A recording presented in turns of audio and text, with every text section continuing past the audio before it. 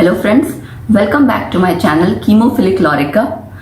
पिछले कुछ दिनों से आपका इतना अच्छा रिस्पांस देख के I am feeling really very good and अच्छा लगता है कि धीरे धीरे हमारी कीमोफिलिक फैमिली बढ़ती जा रही है, ग्रो करती जा रही है and it is definitely very satisfying. And one more thing, I have very good news for you guys. Till now I was uploading video regarding class +1 and +2, but now I will upload videos regarding bachelor streams also. So Hannah, good news because it will cover various bachelor programs as well. So really exciting na? So let's move to the lecture now. Hello students, last lecture में हम packing fraction पढ़ रहे थे solid state में। Packing fraction हमने दो की कर ली थी, सिंपल क्यूबिक लैटिस की और बॉडी सेंटर्ड क्यूबिक लैटिस की, राइट। एक की मैंने आपको दी हुई थी ट्राई करने के लिए, फेस सेंटर्ड क्यूबिक लैटिस की। बट पहले कुछ न्यूमेरिकल्स डिस्कस कर लेते हैं, then we will move further to packing fraction again. Okay, एक क्वेश्चन आपको दिया था मैंने, a cubic solid is made up of two elements X and Y. Atoms Y are present at the corners of the cube and atoms X at the body center. What is the formula of the compound? आपको formula निकालना है compound का, और what are the coordination numbers of X and Y? जो questions हमने अभी तक किए थे इसके रिगार्डिंग न्यूमेरिकल्स के, कि कंट्रीब्यूशन कैसी होती है अगर कोई आपका एटम बॉडी सेंटर पे प्रेजेंट है, फेस सेंटर पे कैसे, उसी के रिगार्डिंग जो हमने कंपाउंड्स वाले फॉर्मूला ऑफ कंपाउंड निकालने वाले न्यूमेरिकल्स किए थे, वैसे ही सेम न्यूमेरिकल है। इसे सॉल्व करते हैं। मैं यहाँ शॉर्ट में लिख रही हूँ, वाई एटम्स आपके कॉर्नर्स पे प्रेजेंट हैं, ठीक है। तो कॉर्नर्स पे प्रेजेंट है, इसका मतलब 8 × 1/8 इज इक्वल टू 1, ठीक है। एक्स एटम आपका कहाँ प्रेजेंट था, बॉडी सेंटर, यानी कि 1। तो रेशियो अगर हम लेंगे x:y क्या आ जाएगा, 1:1। तो यानी आपका फॉर्मूला क्या हो जाएगा, xy, ठीक है। और दूसरा आपसे कोऑर्डिनेशन नंबर पूछा था। अब आप इसको इमेजिन करेंगे, अगर 8 एटम्स आपके कॉर्नर्स पे हैं और 1 एटम आपका सेंटर में, उस क्यूब के सेंटर में, यानी कोऑर्डिनेशन नंबर दोनों ही एलिमेंट के लिए 8 होगा। सेंटर वाले को अगर आप देखेंगे तो उसके भी आसपास 8 एटम्स हैं, और अगर कॉर्नर को कंसीडर करेंगे तो उसके आसपास भी 8 एटम्स ही आएंगे। सो कोऑर्डिनेशन नंबर हमारा यहाँ पे क्या आ जाएगा for both X and Y, 8। I hope आपको क्लियर हो गया ये क्वेश्चन। आगे लेते हैं नेक्स्ट क्वेश्चन। नेक्स्ट क्वेश्चन है, a compound is made up of elements A and B which crystallizes in the cubic structure. Atoms A are present on the corners and face center. A atom आपके दो जगह है, corners पे भी और face center पे भी, whereas B atoms are present on the edge center and body center. What is the formula of the compound? Also draw the structure of its unit cell. Similar ही है, बस फर्क क्या है इस क्वेश्चन में कि एक एटम आपका उसकी दो पोजीशन दी हुई है, ए के केस में भी, बी के केस में भी, जस्ट बाकी आपका तरीका सेम रहेगा। इसे भी सॉल्व करते हैं। तो आपके दो एटम्स जो थे ए, अगर हम लिखें atoms A per unit cell और atoms B per unit cell, यही निकाल रहे हैं हम हर क्वेश्चन में। ए एटम्स हैं आपके कॉर्नर्स और फेस सेंटर पे, कॉर्नर्स यानी 8 × 1/8, ठीक है, प्लस फेस सेंटर यानी 6 फेसेस पे उसकी शेयरिंग हाफ, ठीक है। ये ब्रैकेट में मैंने मेंशन कर दिया है कि ये कॉर्नर्स वाले, ये फेस सेंटर वाले। वैसे आई थिंक अब तक आप लोग हैबिचुअल हो गए होंगे, ये क्वेश्चन हम बहुत बार कर चुके हैं। सो कितना आ जाएगा, यहाँ से 1, यहाँ से 3 टोटल। बी के केस में ए तो आपका कॉर्नर्स और फेस सेंटर पे था, बी आपका एज सेंटर और बॉडी सेंटर। एज सेंटर के लिए क्या आ जाएगा, 12 × 1/4, 12 एजेस होती हैं, उनकी शेयरिंग 1/4 होती है, प्लस बॉडी सेंटर में कोई शेयरिंग नहीं, यानी कि 1। तो यहाँ पे भी आपका 4 आ गया, राइट। अब इसकी रेशियो अगर ले लेंगे A:B, क्या हो गया 4:4। फॉर्मूला आपका क्या बन गया, AB अगेन। इसके अलावा आपको कहा गया था स्ट्रक्चर ड्रॉ करने को। स्ट्रक्चर मैंने यहाँ ड्रॉ किया हुआ है, ठीक है। ब्लू कलर वाले आपके एटम्स A हैं, ठीक है ना, जिनको कि हमने कॉर्नर्स पे ड्रॉ किया हुआ है, ठीक, और फेस सेंटर पे ड्रॉ किया हुआ है, आप स्ट्रक्चर में देख सकते हो। दूसरे आपके बी एटम्स ऑरेंज कलर से मैंने ड्रॉ किए हुए हैं, और वो एज सेंटर पे है एंड बॉडी सेंटर, ये देखिए एज सेंटर्स पे, और एक सेंटर वाला बॉडी सेंटर पे। कलर मैंने इसीलिए यूज किया है कि आपको थोड़ा क्लियर हो जाए, राइट। आई होप ये क्वेश्चन भी आपको क्लियर हो गया होगा। Let's move to the next question. एक और क्वेश्चन था, if 3 elements P, Q and R crystallize in a cubic solid lattice, जिसमें कि P एटम्स कॉर्नर्स पे होते हैं, Q एटम्स क्यूब सेंटर पे और R फेस सेंटर पे दिए। आपको कंपाउंड का फॉर्मूला निकालना है अगेन, ठीक है। इसको भी वैसे ही सॉल्व करेंगे हम। तीनों आपको P, Q और R अलग अलग निकालने हैं। P एटम्स आपके प्रेजेंट थे कॉर्नर्स पे, पहले लिख लेते हैं। P एटम्स आपके कॉर्नर्स पे, Q एटम्स आपके क्यूब सेंटर यानी कि बॉडी सेंटर पे, R आपके फेस सेंटर पे। अब आगे इनके पर यूनिट सेल एटम्स आप निकालोगे। ये एक्चुअली जो हम शॉर्ट में लिख रहे हैं ना, इसका मतलब होता है कि ये एटम आप पर यूनिट सेल निकाल रहे हो, कैलकुलेट कर रहे हो। तो कॉर्नर्स के लिए क्या आ जाएगा फिर से 8 × 1/8 यानी कि 1। बॉडी सेंटर के लिए 1 ही आ जाएगा क्योंकि अनशेयर्ड होता है। फेस सेंटर के लिए 6 × 1/2 = 3। तो फॉर्मूला हमारा क्या बन जाएगा, रेशियो देखिए आपके आएगी 1:1:3 यानी कि PQR3। इसी तरह के ये सॉलिड स्टेट चैप्टर में एक्चुअली न्यूमेरिकल्स बहुत इंपॉर्टेंट हैं, कॉम्पिटिटिव एग्जाम्स में भी और वैसे भी ओवरऑल सॉलिड स्टेट चैप्टर बहुत इंपॉर्टेंट है अलॉन्ग विद द न्यूमेरिकल्स। तो आप प्लीज न्यूमेरिकल्स की प्रैक्टिस बहुत कीजिएगा, इसीलिए मैं इतने न्यूमेरिकल्स ले भी रही हूँ सो दैट स्टूडेंट्स को प्रैक्टिस हो जाए। Now back to the topic packing fraction. Packing fraction हमने सिंपल क्यूबिक लैटिस और बॉडी सेंटर्ड में कर ली थी। थर्ड मैंने आपको ट्राई करने के लिए कहा था फेस सेंटर्ड पैकिंग में, ठीक है। सो फेस सेंटर्ड FCC या क्यूबिक क्लोज पैकिंग एक ही चीज है, FCC CCP। हिंट में मैंने आपको फिगर्स ड्रॉ करके दी थी कि एक आपको मैंने क्यूब में ड्रॉ करके दिया था कि आपका फेस सेंटर का मतलब क्या है कि एटम्स आपके इस तरह से कॉर्नर्स और फेस सेंटर पे प्रेजेंट होंगे। अगर इसका फ्रंट व्यू देखें तो ये था, ठीक है। अब इसके अकॉर्डिंग यहाँ पे AC किसके अकॉर्डिंग हो जाएगा, किसके बराबर हो जाएगा, आप देख सकते हैं यहाँ पे भी ये R है, रेडियस है। ये पूरा अगर आप ले लेंगे तो 2R और यहाँ पे भी R। So it means AC = 4R। More over ये आपको राइट एंगल ट्राइंगल नजर आ रहा है ना, यानी आप यहाँ पे पाइथागोरस थ्योरम अप्लाई कर सकते हैं। सो अगर मैं पाइथागोरस थ्योरम अप्लाई करूं जैसे पहले भी हमने निकाला था, तो AC² = AB² + BC², ठीक है। ये हमने लिखा हुआ AC स्क्वायर का मैंने इस साइड रूट ले लिया डायरेक्टली, AB² + BC²। ये दोनों आपकी एजेस हैं, एज थी ना आपकी, ये एक्चुअली एटम्स फ्रंट वाले ही हैं। तो ये यहाँ से यहाँ आपको इसको, ये आपका ओपन स्ट्रक्चर था, ये आपका स्पेस फिलिंग स्ट्रक्चर है। तो ये आपका एक्चुअल में था क्या, एज। तो यहाँ पे भी A² आ जाएगा, यहाँ पे भी A², यानी आपका डायगोनल कितना आ गया AC √2a के बराबर। ओके, अब √2a आपका जो डायगोनल था वो 4R के इक्वल आप करोगे, जैसे हमने पहले 2 केसेस में भी किया था कि आप रिलेशन निकालते हो A और R के बीच। A = 4R/√2। देन आप क्या करते हो, volume of unit cell A³, A की जगह आपने वैल्यू पुट की, ठीक है, 4R/√2 का होल क्यूब। यहाँ आ गया 32 अब क्यों आएगा, सपोज करो मैंने इसको यहाँ शॉर्ट में लिख दिया। अगर आप देखेंगे तो 4 × 4 × 4 ये आपका 64 होगा, और नीचे √2 × √2 × √2, तो ये आपका 2√2 आ रहा है। तो 2 से यहाँ पे कैंसिल आउट जब होगा तो 32 ही आएगा, 32 √2 / √2 R³, ठीक। ये आपके आ गए वॉल्यूम ऑफ यूनिट सेल। अब हम निकालेंगे number of spheres per unit cell.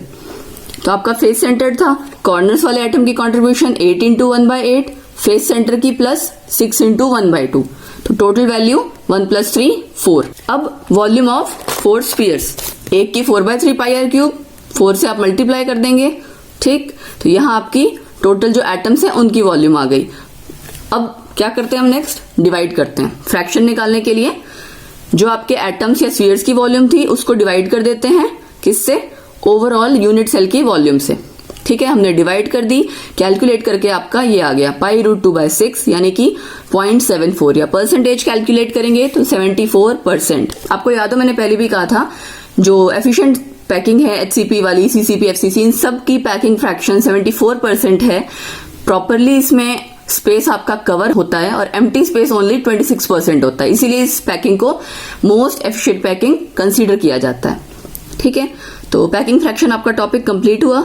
Next comes size of tetrahedral and octahedral voids. अब पैकिंग के दौरान आपने 2 तरह के वॉइड्स पढ़े थे ना, एक डी वॉइड था जो double triangular void, octahedral void आपका, बाकी जो दूसरे तरह के आपने वॉइड्स पढ़े थे जहां 4 एटम सराउंड कर रहे हैं वो आपके टेट्राहेड्रल वॉइड। अब इन वॉइड्स को आप कोरिलेट कर सकते हो, इनका साइज, ठीक है।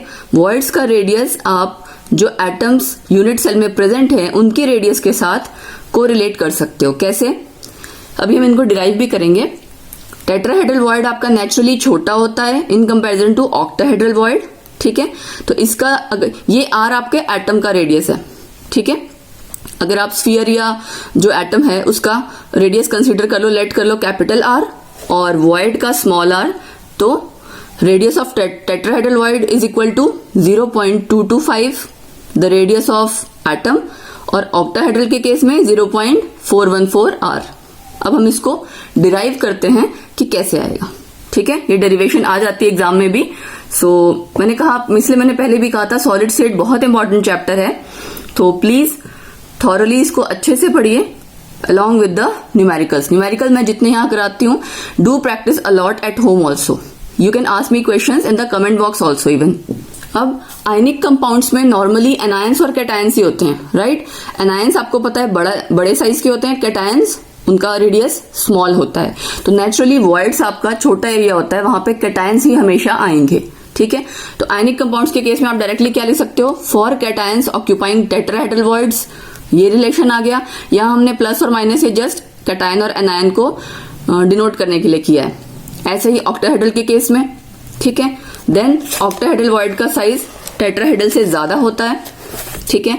इसी चीज का यूज इंटरस्टिशियल कंपाउंड्स बनाने में इसकी एप्लीकेशन है, आप कह सकते हैं, क्योंकि ट्रांजिशन मेटल हाइड्राइड्स, बोराइड्स, इन सब की फॉर्मेशन में इसी चीज की एप्लीकेशन है कि वॉइड का साइज कितना छोटा होगा, उसमें कौन सा एटम फिट हो सकता है, और नॉर्मली छोटे एटम्स इजीली उसमें फिट हो जाते हैं, ठीक है ना। इंटरस्टिसेस आपको ध्यान हो, मैंने कहा था इसका क्या मतलब होता है, वॉइड्स या होल्स, ठीक है। वहां पे आपके नॉन मेटल एटम्स जो स्मॉल साइज के हैं वो फिट हो जाते हैं, और उन्हीं तरह के कंपाउंड्स को हम कहते हैं इंटरस्टिशियल कंपाउंड्स, ठीक है। ये जब आप ट्रांजिशन मेटल पढ़ेंगे एमडी ब्लॉक, वहां पे दोबारा आएगा। यहाँ पे जस्ट मैंने इसलिए बता दिया बिकॉज ये इसकी एप्लीकेशन है।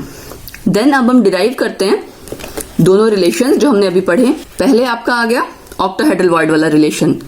यहां मैंने आपको एक फिगर ड्रॉ की हुई है 4 एटम्स वाली, और एक सेंटर में छोटा सर्कल ड्रॉ किया हुआ है, ठीक है, रेड कलर से।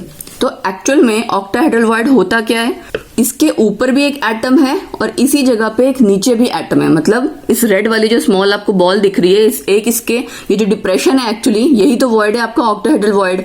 तो ये रेड वाला जो एरिया है वो आपका क्या है कि एक कैटायन प्रेजेंट है ऑक्टाहेड्रल वॉइड में, राइट।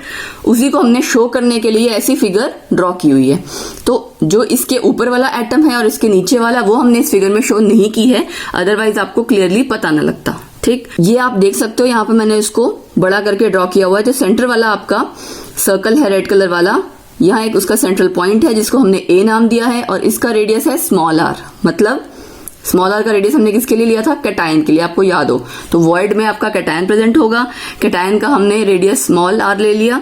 उसके बाद ये बाहर वाले जो एटम्स हैं, यानी कि एनायन या एटम्स या स्फीयर, उनका रेडियस हमने कैपिटल आर ले लिया। और ये बी या सी, ये पूरा ट्रायंगल आपका राइट एंगल ट्रायंगल है ए बी सी। यहाँ पे फिर आप पाइथागोरस थ्योरम अप्लाई करोगे, ये आपको हाइपोटेनस दिख रहा है, तो BC square is equal to AB square plus AC square, ठीक है। अब BC आपका किसके बराबर है, R प्लस R, यानी कि 2R स्क्वायर, 2R का होल स्क्वायर। कई बार बच्चे इसको एग्जाम में ऐसे लिख देते हैं 2R square, it is wrong. 2R आपका पूरी लेंथ है, ये इसको होल स्क्वायर करना होता है हमेशा, लाइक दिस वे। ये बहुत सिली मिस्टेक्स हैं, please don't do so. Then AB आपका, AB में एक आपका कैपिटल R, एक आपका स्मॉल r, ऐसे ही BC में भी। तो capital R plus small r का होल स्क्वायर, ऐसे यहाँ पे भी आ जाएगा। इसको हमने ट्वाइस कर दिया। अब आगे इसको सॉल्व करते हैं। नेक्स्ट इसमें जो 2 था उसको हम साइड चेंज किया हमने, यहाँ डिनोमिनेटर में ले गए, ठीक है। कैलकुलेट आप इसको करोगे, यहाँ इसका 4R स्क्वायर डिवाइड बाई 2, ये कैलकुलेट करके आपका ये रिलेशन आ जाता है, ठीक है। अब दोनों साइड आप स्क्वायर रूट ले लोगे तो क्या आ जाएगा, यहाँ पे √2R और यहाँ पे R प्लस R, ठीक है। जो रूट है वो स्क्वायर को कैंसिल कर देगा। उसके बाद कैपिटल R वाली वैल्यूज दोनों एक साइड ले जाओगे, स्मॉल r वाली एक साइड, जैसे आप नॉर्मली सॉल्व करते हो। तो सॉल्व करके आपका क्या आ गया, यहाँ पे 0.414 R।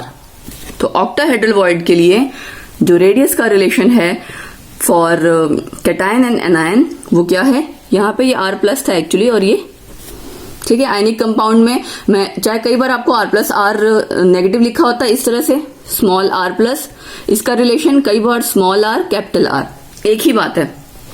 ये तो था आपका ऑक्टाहेड्रल वॉइड के लिए। Now tetrahedral void.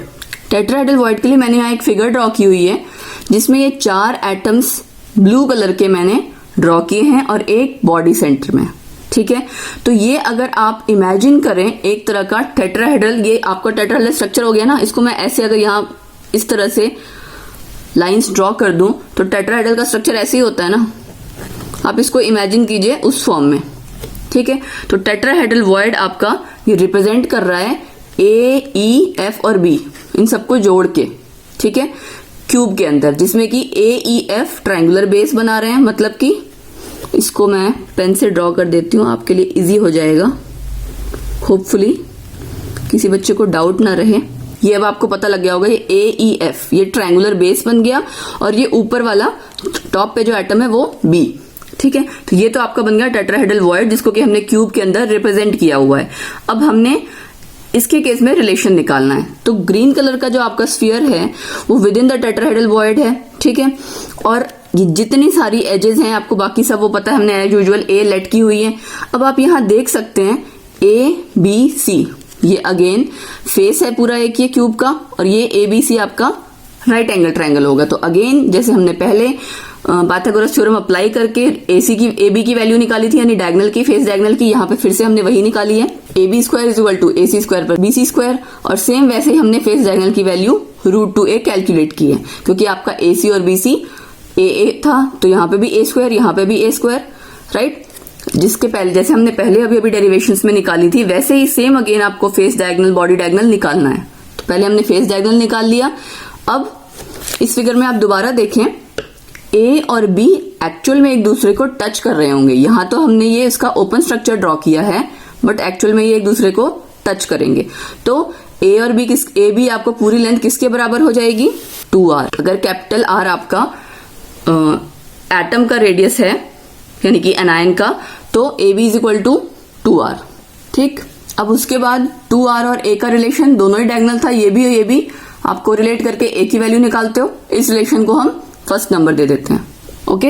Then right angle triangle ABD में आपने अप्लाई किया। मैं दोबारा फिगर दिखा देती हूँ, ABD, जिसको मैंने ब्लैक डार्क से किया हुआ है। ये भी आपका राइट एंगल ट्रायंगल है, जिसमें कि AD आपका हाइपोटेनस है, पूरा बॉडी डायगोनल, ये आपकी एज है, ये आपका फेस डायगोनल है। I hope it's clear to you now. Solve करते हैं इसको। AD square is equal to AB square plus BD square, right. AD आपका क्या था? Body diagonal, AB face diagonal था और BD एज। तो यहाँ पे √2a का स्क्वायर, यहाँ a स्क्वायर, ठीक है। यहाँ पे कैलकुलेट करके सेम वैसे ही आपका 3 स्क्वायर आया, 3a स्क्वायर, और आपने AD की वैल्यू बॉडी डायगोनल की √3a कैलकुलेट कर ली। ये आप पहले भी कैलकुलेट कर चुके हो, ठीक है। बट AD आपका 2r प्लस r के बराबर है। कैसे? एक्चुअल में ये ग्रीन वाला जो आपका एटम है वो ब्लू वाले एटम्स को टच कर रहा है। तो AD के हिसाब से अगर आप सोचोगे ना, यहाँ पे आप सोचोगे एटम तो है नहीं, बट ये टेट्राहेड्रल वाला जो स्ट्रक्चर है, इसको आपको थोड़ा सा इमेजिन करना पड़ेगा कि अगर तीनों एक दूसरे को एटम्स टच कर रहे होंगे तो ये आपका वॉइड में है प्रेजेंट, ठीक है। तो यानी आपका इसका पूरा रेडियस और जो दोनों एनायंस हैं उसका radius, right.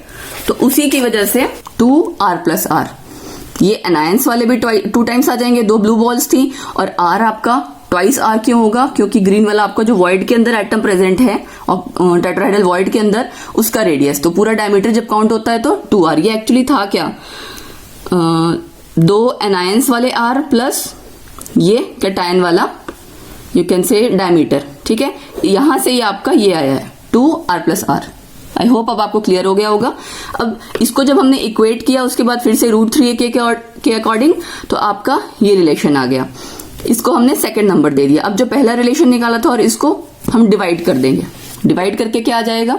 r plus r divide by r is equal to r plus r आपका √3/2a के बराबर है, और कैपिटल R आपका 1/√2a के, ठीक है। a से a कैंसिल हो गया, यहाँ आपने कैलकुलेट किया, ये आ गया, ठीक है। आई होप आपको ये चीज कन्वर्ट करनी आती होगी।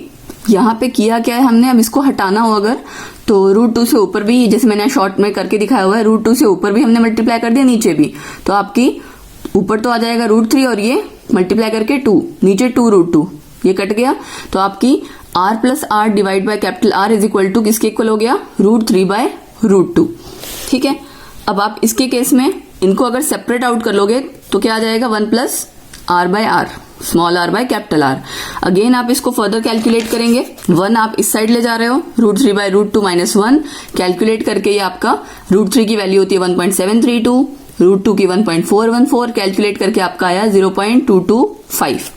ठीक है, ये प्लस और माइनस जस्ट मैं शो कर दे रही हूँ कैटायन एनायन शो करने के लिए, कई बार ऐसे रिलेशन दिया होता है जस्ट इसलिए।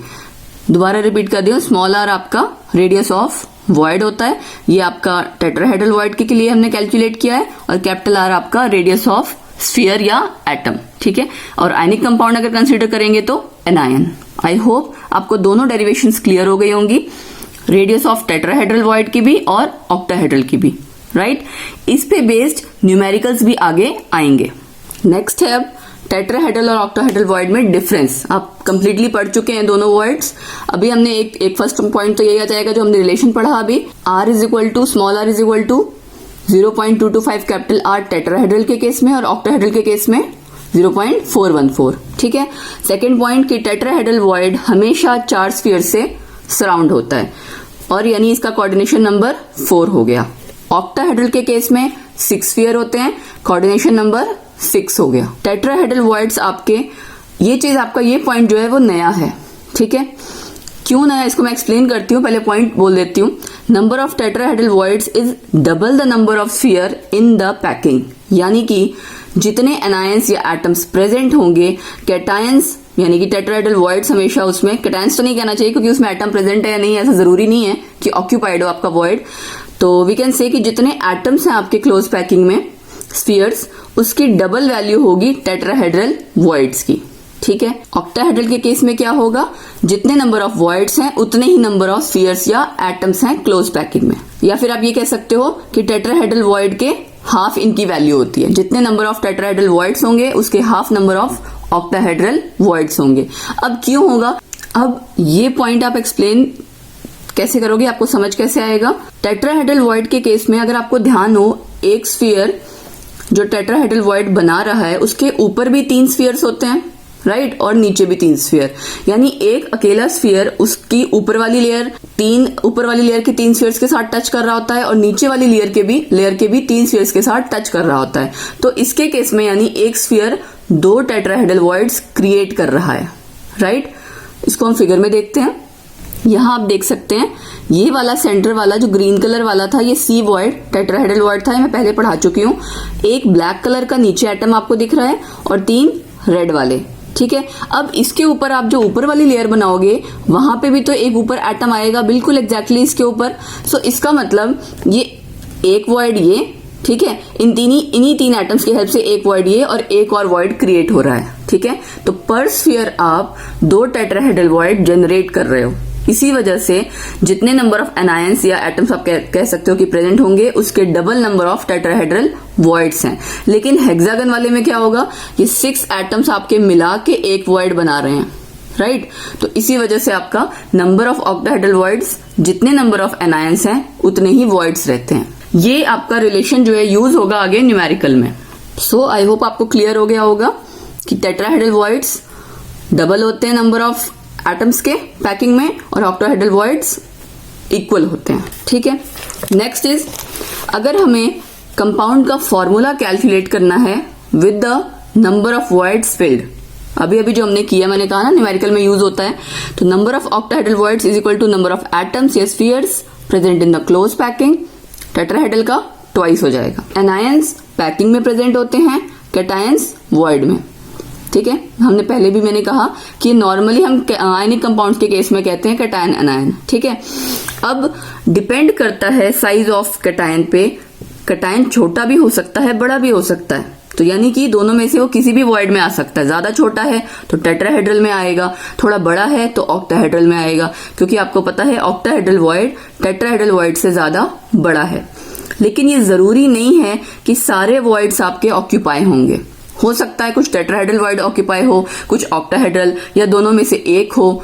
सो ऐसा कुछ नहीं है कि फिक्स्ड है कि सारे वर्ड्स फिल होने या सारे टेट्राहेड्रल या सारे ऑक्टाहेड्रल, फाइन। जब भी इसका न्यूमेरिकल आपको आएगा, क्वेश्चन में गिवन होगा कि कौन सा वॉइड फिल्ड है, कितना फिल्ड है, राइट। और मैक्सिमम केसेस में क्या होता है, fraction of total voids he occupied होते हैं, ठीक है। फ्रैक्शन ऑफ मतलब कि कुछ अमाउंट वॉइड्स के, जितने टोटल वॉइड्स हैं उसका कुछ अमाउंट फिल्ड होता है, सारे नहीं होते हैं। तो यानी इस तरह से आप कंपाउंड का फॉर्मूला कैलकुलेट कर सकते हैं अगर क्वेश्चन में गिवन हो आपको कि कितने amount of octahedral voids field हैं, कितने टेट्राहेड्रल, या अगर कोई फ्रैक्शन है, जो भी चीज गिवन है उसके बेसिस पे। सो हम न्यूमेरिकल करते हैं इसका, तब ज्यादा क्लियर हो जाएगा। सो इन्हीं ऑक्टाहेड्रल और टेट्राहेड्रल वॉइड्स के रिलेटेड आपका कैटायन, एनायन, रेडियस, इन सारी चीजों के रिलेटेड काफी सारे न्यूमेरिकल्स हैं, ठीक है। स्टार्ट करते हैं न्यूमेरिकल्स। क्वेश्चन आपको गिवन है, a solid AB has NaCl type closed packed structure, जिसमें कि A कैटायन है और B एनायन, ठीक है, उसका NaCl टाइप स्ट्रक्चर है। If the anion has radius of 241.5 picometre, what should be the ideal radius of the cation, ठीक है। अब ये आइडियल रेडियस का मतलब क्या होता है कि जितना कैटायन है आपका उसका साइज वॉइड में एग्जैक्टली फिल्ड हो, इसलिए वर्ड आइडियल रेडियस यूज हुआ है। उसके आगे इसने एक चीज और पूछी हुई है, can a cation C plus having radius of 50 picometre be fitted into the tetrahedral hole of the crystal, ठीक है। अब इस क्वेश्चन के लिए मैं एक चीज आपको पहले बता देती हूँ, ये आगे आएगा कि NaCl टाइप का जो स्ट्रक्चर होता है उसमें ऑक्टाहेड्रल वॉइड्स होते हैं, ठीक है, जिसमें कि कैटायन प्रेजेंट होता है। ये अभी के लिए आप जस्ट समझ लीजिए, क्योंकि आगे नेक्स्ट लेक्चर में ही ये चीज क्लियर हो जाएगी कि NaCl टाइप का स्ट्रक्चर कैसा होता है, ठीक है। सॉल्व करते हैं इसको।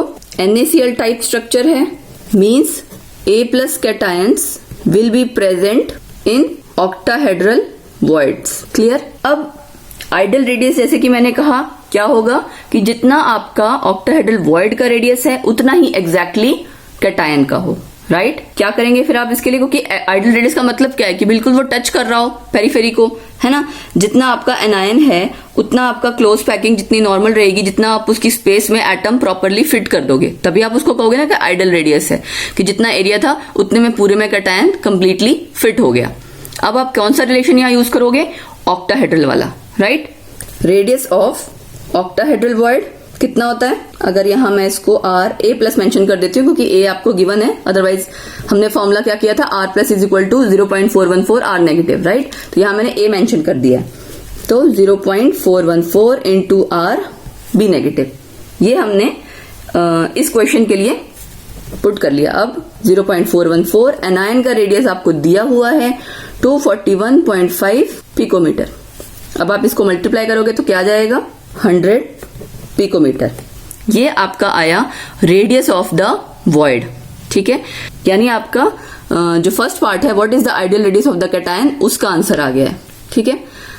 उसके बाद दूसरा चीज उसने पूछा हुआ था कि अगर कोई कैटायन 50 पिकोमीटर वाला रेडियस का है तो क्या वो फिट हो जाएगा टेट्राहेड्रल होल में। अब टेट्राहेड्रल वाले के लिए आपका फॉर्मूला क्या था, दोबारा लिखते हैं हम, रेडियस ऑफ टेट्राहेड्रल वॉइड क्या आ जाएगा यहाँ पे, अगर इन केस आपका वॉइड हो तो 0.225 R B नेगेटिव, यानी कि 0.225 मल्टीप्लाई किससे कर देंगे, 241.5, तभी पता लगेगा ना हमें। जैसे हमने ऑक्टाहेड्रल वॉइड का रेडियस निकाला, ऐसे ही इसके केस में निकालेंगे तो कितना आ जाएगा यहाँ, 54.3 पिकोमीटर। अब हमने कैलकुलेट तो कर लिया, दिया कितना हुआ था कैटायन, 50 पिकोमीटर, रेडियस कितना है 54.3, मतलब थोड़ा सा एरिया खाली रह जाएगा, यानी वॉइड आपका थोड़ा सा बड़ा है, कैटायन आपका छोटा है। आप ध्यान दीजिए, क्वेश्चन में पूछा हुआ है बी फिटेड, ठीक है, यानी कि वो कंप्लीटली फिट होगा या नहीं होगा। So you will write that it will not completely fit in the tetrahedral void of the crystal because radius of the cation given is smaller than the radius of the tetrahedral void, right. मैं इसको लिख भी देती हूँ यहाँ, radius of, यहाँ पे sorry ये सी आना चाहिए ए की जगह, ठीक है, क्योंकि जब दे ही रखा है क्वेश्चन में सी तो आप सी मेंशन कर लो। सो ये फर्स्ट पार्ट आपका क्लियर हो गया। उसके बाद हम सेकंड पार्ट करते हैं कि सी प्लस वाला जो कैटायन आपको एक और दिया हुआ है 50 पिकोमीटर, क्या वो टेट्राहेड्रल वॉइड में क्रिस्टल के फिट होगा या नहीं होगा। तो आप उसके लिए क्या करोगे, रेडियस ऑफ टेट्राहेड्रल वॉइड लोगे, ये कैटायन C गिवन था तो Rc प्लस फॉर्मूला लगाया हमने 225 आ जाएगा यहाँ पे 414 की जगह इनटू रेडियस ऑफ एनायन। जब हमने कैलकुलेट किया एनायन का रेडियस सेम रहेगा, कैलकुलेट किया तो 54.3 पिकोमीटर आया। तो ये आपका रेडियस 50 से ज्यादा है। मतलब क्या कि वॉइड के पास वॉइड में ज्यादा एरिया है और जो कैटायन आप उसमें डालोगे प्रॉपरली फिट नहीं होगा, थोड़ा सा एरिया खाली रह जाएगा। तो क्वेश्चन में आपको ध्यान में पूछा गया था can a cation having radius 50 picometre be fitted into the tetrahedral hole of the crystal AB। तो यानी वो कंप्लीटली फिट तो नहीं होगा। सो आप क्या लिखोगे, radius of cation C is smaller than the radius of tetrahedral void, so it will not it will not fit into the void properly. तो इस तरह से आपको क्वेश्चंस आ सकते हैं वॉइड रिलेटेड। एक क्वेश्चन और है, a solid AB has NaCl structure if radius of cation is 170 picometre, calculate the maximum possible radius of the anion. ये आपने खुद से ट्राई करना है। This was all for this lecture. Next lecture में मैं कुछ और न्यूमेरिकल्स लूंगी एंड फर्दर आगे मैंने जैसे भी कहा कि NaCl टाइप के स्ट्रक्चर्स वगैरह हैं वो हम स्टडी करेंगे। ठीक, so keep studying and numericals की प्रैक्टिस करते रहिए। Thank you. सो आप लोगों को मेरा लेक्चर कैसा लगा नीचे कमेंट सेक्शन में ज़रूर बताएं, और अगर वीडियो पसंद आई हो तो प्लीज़ इसे लाइक करें, ज़्यादा से ज़्यादा शेयर करें and also subscribe to my channel. Also press the bell icon for all the notifications and thank you.